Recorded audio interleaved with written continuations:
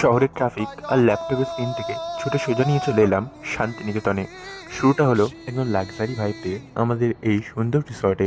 জানলা দিয়ে পুলের ভিউটা জাস্ট অসাধারণ। কিন্তু শান্তিনিকেতন মানেই তো মেলা আর গান, তাই সোজা চলে এলাম সেই রঙিন মেলায়, যেখানে চারিদিকে শুধু শিল্পের মেলা, বাউল গানের সুর আর তার সাথে জড়িয়ে আছে কালারফুল ডান্স পারফরমেন্স।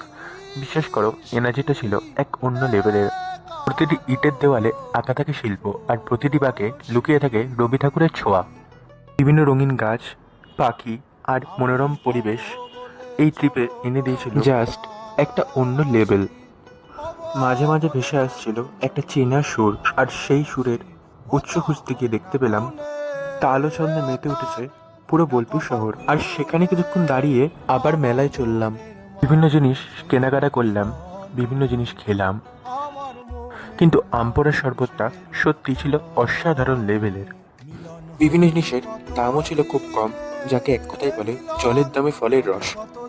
তারপর কিছুক্ষণ হাঁটাহাঁটি করে চলে গেলাম রিসর্টে। তারপর সেখানে কিছুক্ষণ রেস্ট নিয়ে শরীর চাঙ্গা করে চলে এলাম কঙ্কালীতলায়। কোপাই নদীর ধারে আরতি দেখে দিনটা শেষ হলো। তাই দেরি না করে তাড়াতাড়ি চলে আসো আর ট্যাগ করো তোমার সেই বন্ধুকে যে তোমার প্ল্যান বারবার ক্যান্সেল করে।